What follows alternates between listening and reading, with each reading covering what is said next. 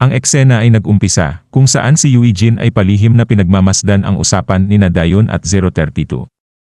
Si Dayon tinatanong kung gaano katagal ang plano nitong magstay sa lugar na yon. Ang tanong ay tila nagulat kay 032, na pagkatapos ng maikling pag-atubili, ay nabanggit na magtatagal lamang hanggang matapos ang itinalagang trabaho sa kanya. Inakala ni Dayon, batay sa kanilang pagtatagpo, na malapit lang ang tirahan ni 032, samantalang ipinaliwanag ni 032 na may kaugnayan sa trabaho kung bakit siya napapadaan dito. At ibinahagi ni Dayon tungkol sa pag-aaral niya sa lokal na paaralan malapit dito bilang tugon sa tanong ni 032 tungkol sa kung malapit din ba ang bahay niya sa lugar. Samantala dumating at biglang tinakal ni Eugene si 032 at pareho silang nahulog sa lupa. Handang umatake si Eugene gamit ang matulis na bagay sa kanyang kamay, pero nasangga ito ni 032. Napapaisip si 032 sa kung paano agad siya natuntun ni Eugene. Nagtangkang magsagawa ng isa pang suntok si Eugene, pero naiwasan ito ni 032.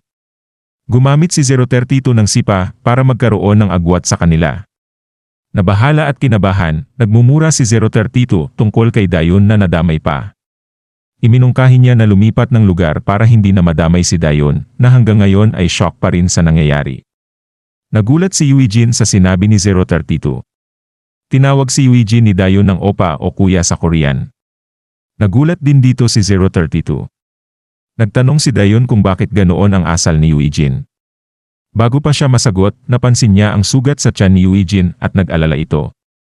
Tinanong ni 032 kung magkakilala ba sila, at sinagot ito ni Dayon na tunay niyang kapatid si Eugene. Sinigurado niya kay 032 na hindi talaga marahas ang kanyang kapatid at baka may pagkakamali lang. Biglang tumigil si 032, halatang nagulat, habang tinitingnan sina Dayon at Eugene. Tinawag niyang kakatuwa ang sitwasyon at ngumiti. At pinakiusapan naman ni Eugene si Dayon na umalis sa lugar, at pumayag naman ito. At matapos umalis si Dayon, kinuwestiyon ni 032 si Eugene tungkol sa pagkukunwaring kapatid niya si Dayon. Pumayag si Eugene na sumagot kung sasagot din si 032 sa kanyang tanong. Tinanong ni Eugene kung nagpapalitan ba siya ng impormasyon sa camp at kung nandito ba siya para patunayan ang kanyang loyalty doon. Nabwisit si 032 at nagtanong kung bakit napaka-importante yon kay Eugene. Sa huli, inamin ni 032 na naghahanap siya ng paghihiganti, sa paniniwalang pinatay ni Eugene ang isang taong ang pangalang 006 na itinuturing niyang pamilya. Umamin si 032 na hindi niya alam kung ito ba ay paghihiganti, nadala lang siya ng damdamin. Nakikinig lang ng tahimik si Eugene, tapos biglang sinabi na hindi patay si 006 kundi nagkunwaring patay at nawala. Nabigla si 032 at kinumpirma ito ni Eugene. Sinabi ni Eugene na kailangan niyang malaman ang motibo ni 032 bago ibunyag ang totoo kay 006 dahil sa camp. At si 032 na napaupo sa narinig at nang tanungin kung bakit siya nandito, sinabi ni Eugene na umuwi lang siya sa kanyang pamilya. Na-realize ni 032 na totoong pamilya pala sina Eugene at Dayon. Nang tanungin kung ito ba ang dahilan ng pagtalikod niya sa camp, at itinanggi ni Eugene ito. Sa halip sinabi niyang hindi na niya kaya pang sundin ang mga utos mula sa camp. At bigla, nagbago ang tono ni Eugene. Tinanong ng may galit at pagtataka si 032 kung paano niya nakilala si Dayon na nagpapakita ng takot kay 032. Si Eugene na natili sa nakakatakot na muka naghihintay sa sagot ni 032 na nag-iwan ng nababahala habang tinitignan ang mukha ni Eugene na seryoso pero komikal. Patuloy ang eksena na puno ng tensyon ang paligid habang siniseryoso ni Eugene ang pagtatanong kay 032 tungkol kay Dayon, ang kanyang kapatid na babae. Sa simula, gulat at medyo naguguluhan si 032 sa bigat ng tono ni Eugene. Agad sumagot si 032, sinusubukang alisin ang tensyon sa pamamagitan ng pagpapakita ng takot sa kanyang mukha. Sinabi niya kay Eugene na kamakailan lang ay tinulungan siya ng kanyang kapatid na si Dayon. Sa kabila ng pahayag na ito, nananatili ang seryosong tingin ni Eugene na nagpapanatili sa maselang atmosfera. Nararamdaman ni 032 ang presyon at bigla siyang naisip na ang pakikipag-usap kay Eugene tungkol dito ay tila mas mahirap pa kaysa sa pakikipaglaban. Medyo drained at na-intimidate siya, ngunit walang nangyaring konfrontasyon o eskalasyon. Nagbago ang direksyon ng eksena nang simulan ni Eugene ang paglilinis ng kalat sa convenience store. Sa simula, nagulat si 032 sa ginawa na ito, ngunit sumunod na rin siya para tumulong kay Eugene sa paglilinis. Parang nawala ang ilang tensyon sa pagitan nila dahil sa paglilinis. Habang naglilinis, tinanong ni 032 tungkol kay 006 kung okay lang ba ito. Ang tugon ni Eugene ay napapaisip kung sasabihin niya ba ito, dahil nag-flashback kung saan naalala ni Eugene ang isang insidente na kung saan nasagasaan ng kotse si 006. Si Eugene na hindi makasagot sa naunang tanong ni 032. Subalit kinikilala na lang ni 032 ang katahimikan ni Eugene at binigyan siya ng espasyo na hindi sumagot. Lumipat ang eksena ng tanungin ni Eugene si 032 kung bakit agad siyang naniwala na buhay pa si 006, lalo na't iniwanan na niya ang kanilang kampo. Ang sagot ni 032 ay nagpapahayag ng matinding tiwala, sinasabing hindi pa sila niloko ni Eugene.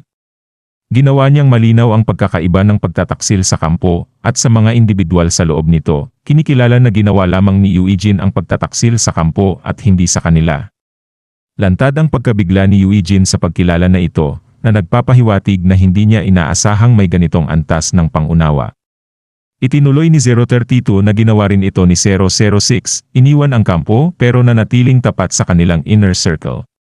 Kinilala niya si Eugene sa pag-aalaga sa kanila noong mga matitinding sesyon ng training, at naglaro sa ideya na may pagkakaiba sa pagtataksil sa adhikain ng kampo at sa pagtataksil sa mga tao na dumaan sa impyernong training na magkasama.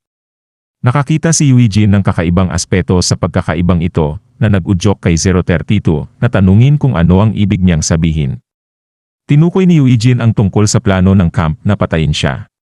Pero may ilang miyembro na hindi gaanong sumangayon sa pagkilos na siyang nagbigay daan para mabuhay pa si Eugene. Tinitingnan ni 032 na baka mas kinamumuhian ng ibang tao ang camp kaysa sa kanya.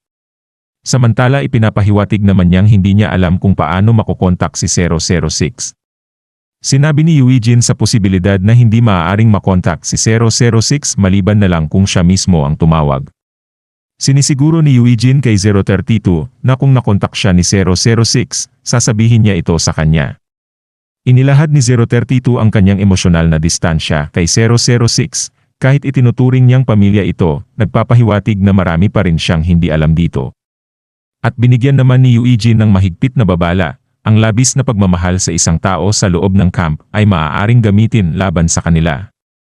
Iminungkahi niya kay 032 na mas okay pang malaman nila na patay ka na lang kesa tumakbo sa kanila, dahil ito ang pinakasigurong paraan para maiwasan ang panganib kung mabigo ang misyon nila. At nagulat naman si Eugene nang malaman mula kay 032 na itinago ng camp na buhay pa siya. Ilang mataas na opisyal lamang ang may alam na siyang nagpapatanong kay Eugene kung ano ba talaga ang motibo ng camp sa pagtago ng katotohanan ito. Tinanong ni Eugene kung paano nalaman ni 032 ang impormasyong ito, at sinagot siya ni 032 na si 006 ang nagbigay ng impormasyon. Nagulat si Eugene, lalo na't naalala niya ang mga nakaraang pag-uusap o sitwasyon tungkol sa Mad Dog na sinasabi kamakailan ni 006 sa kanya. Nagdesisyon si 032 na oras na para siya'y umalis at bumalik sa misteryosong camp. Bago siya umalis, nagulat siya nang makita si Dayon na palihim na pinapanood ang kanilang usapan. At biglang namangha sa napansin niya sa ekspresyon sa mukha ni Eugene habang pinagmamasdan ang kanyang kapatid. Bigla, humingi si 032 ng pabor kay Eugene, gusto niyang magpaalam kay Dayon. Nagbigay si Eugene ng ekspresyon na kalahating nakakatawa at kalahating galit, kaya biglang nagbago ang isip ni 032. Biro niyang sinabi na mas mabuti pang hindi na lang siya magpaalam. At bago tuluyang umalis, nagpasalamat si 032 kay Eugene at nagpaalam. Kumaway silang pareho ni Eugene at Dayon habang lumalakad palayo si 032. Pagkatapos, tinanong ni Dayon si Eugene kung kilala ba nila ang isa't isa, at sinagot ito ni Eugene na oo habang siya'y halatang nagulat. Nang tanungin siya ni Dayon kung bakit biglang ganoon na lang ang nangyari. Napapaisip at di alam ni Eugene ang isasagot, ngunit naalala niya ang komento nila Yuna at Hyukjin kay Dayon noong nakaraan tungkol sa kagandahan nito at mabilis na naisip ni Eugene na gamitin ito at sinabi niya kay Dayon na baka nilalandi lang siya ni 032 dahil sa kagandahan nito. Nagulat si Dayon at sa huli kapwa sila nagpalitan ng nakakatuwa at nakakagulat na ekspresyon habang pinag-iisipan ang paliwanag na yon ni Eugene. Lipat ang eksena at makikita si Eugene na ginagamot ang kanyang sugat sa kanyang kwarto. Malalim siyang nag-iisip tungkol sa sinabi ni 032 na sikreto sa kampo na buhay pa siya. Tahimik niyang itinatanong sa sarili kung ano ba talaga ang plano nila. Na nagpapakita ng kanyang pag-aalinlangan at hindi pagtitiwala sa motibo ng kampo. Sunod, lilipat ang eksena kay 032 na bagong pasok sa kanyang kwarto. Iniisip niya ang kapatid ni Eugene nang bigla niyang maramdaman na may hindi tama. Mabilis niyang kinuha ang kanyang baril at itinutok ito sa madilim na sulok ng kwarto. Isang hindi kilalang tao ang unti-unting nagpakita at sinabing kalma lang si 032. At kinilala ito ni 032 na si Aidan. Matapos ibaba ang kanyang baril, nagkaroon ng maikling palitan ng mga salita ang dalawa. Si Aidan tinatanong si 032 kung ano ang ginagawa niya sa lugar na iyon at kung natagpuan na niya ba ang traidor. Si 032 ay nag-iingat at umiiwas, nagtataka sa loob-loob kung gaano katagal nang naroon si Aidan. Bigla ang naging delikado ang atmosfera. Mabilis na inilabas ni Aidan ang isang tagong kutsilyo mula sa kanyang manggas at sinaksak si 032 sa tiyan. Malamig niyang sinabi na ipinadala siya upang patayin si 032 dahil sa pag-ignore nito sa mga utos mula sa kampo. At sinundan ito ng isang nakakatakot na ngiti. At dito na po muli natatapos ang yugtong ito. Maraming salamat po. Huwag pong kalimutan mag-like at mag-subscribe para sa mga susunod na kabanata. Hanggang sa muli.